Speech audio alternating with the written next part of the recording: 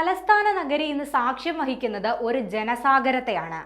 കടൽ പോലെ നീളുന്ന ഭക്തജനങ്ങൾ. അതെ, ഇന്ന് ആറ്റുകാൽ പൊങ്കാലയാണ്. ദിവസങ്ങൾക്ക് മുൻപ് തന്നെ അമ്മയുടെ മുന്നിൽ പൊങ്കാല നിവേദ്യം അർപ്പിക്കാൻ ലക്ഷക്കണക്കിന് ഭക്തരാണ് തിരുവനന്തപുരം നഗരത്തിലേക്ക് ഒഴുകിയെത്തിയിരിക്കുന്നത്. സ്ത്രീകളുടെ ശബരിമലയെന്നാണ് പൊതുവെ ആറ്റുകാൽ ക്ഷേത്രം അറിയപ്പെടുന്നത്. അവിടെ കുംഭത്തിലെ പൂരം നാളിൽ അമ്മയുടെ മുന്നിൽ പൊങ്കാലയർപ്പിക്കുന്നത് വലിയ പുണ്യമായാണ് ഭക്തജനങ്ങൾ കാണുന്നത്. പൊങ്കാലയെ വരവേൽക്കാൻ അനന്തപുരിയും ആറ്റുകാൽ ക്ഷേത്രവും ദിവസങ്ങൾക്ക് മുന്നേ തന്നെ ഒരുങ്ങിയിരുന്നു.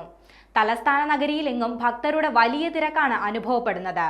കഴിഞ്ഞ വർഷത്തേതിനേക്കാളൊക്കെ ജനത്തിരക്ക് ഇത്തവണയുണ്ടെന്നാണ് പൊതുവെയുള്ള വിലയിരുത്തൽ.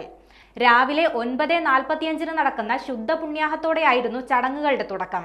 ക്ഷേത്രത്തിനു മുന്നിൽ നിന്നും തോറ്റം പാട്ടുകാർ കണ്ണകി ചരിതത്തിൽ പാണ്ഡ്യരാജാവിന്റെ വധം നടക്കുന്ന ഭാഗം പാടിക്കഴിഞ്ഞാൽ ഉടൻ തന്നെ തന്ത്രി ശ്രീകോവിലിൽ നിന്ന് 10:15 ദീപം പകർന്ന് മേൽശാന്തിക്ക് കൈമാറും. മേൽശാന്തി ക്ഷേത്ര തിടപ്പള്ളിയിലെ പൊങ്കാലയടുപ്പിൽ തീ കത്തിച്ച ശേഷം അതേ ദീപം സഹമേൽശാന്തിക്ക് കൈമാറും. സഹമേൽശാന്തി വലിയ തിടപ്പള്ളിയിലും ക്ഷേത്രത്തിന് മുൻവശത്തൊരുക്കിയിട്ടുള്ള പൊങ്കാലയടുപ്പിലും തീ പകരും. തുടർന്ന് ദീപം പൊങ്കാല അടുപ്പുകളിലേക്ക് കൈമാറുന്നതോടെ നഗരം ഒരു യാഗശാലയായി മാറും. ഉച്ചയ്ക്ക് 1:15 നടക്കുന്ന ഉച്ചപൂജയ്ക്ക് ശേഷം പൊങ്കാല നിവേദ്യവും ദീപാരാധനയും നടക്കും. തുടർന്ന് ഇന്ന് രാത്രി 7:45 കുത്തിയോട്ടവും ചൂരൽകുത്തം നടക്കും. നാളെ രാവിലെ 8 അകത്തെഴുന്നള്ളിപ്പും 10 കാപ്പഴിക്കൽ ചടങ്ങും നടക്കും. രാത്രി 1 മണിയോടെ കുരുതി തർപ്പണം പൂർത്തിയാകുന്നതോടെയാണ് പൊങ്കാല മഹോത്സവത്തിന് സമാപനമാകുക. ദേവീ ദർശനത്തിനായി ഒഴുകിയെത്തുന്ന ഭക്തരാൽ വലിയ തിരക്കാണ് ആറ്റുകാലിലും പരിസര പ്രദേശങ്ങളിലും അനുഭവപ്പെടുന്നത്.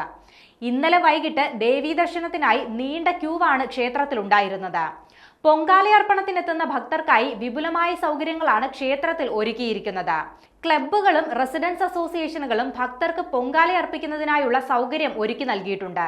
പ്ലാസ്റ്റിക് പൂർണ്ണമായും ഒഴിവാക്കി ഹരിതചട്ടം പാലിച്ചാണ് ഇത്തവണത്തെ പൊങ്കാല എന്നത് മറ്റൊരു പ്രധാന പ്രത്യേകതയാണ്.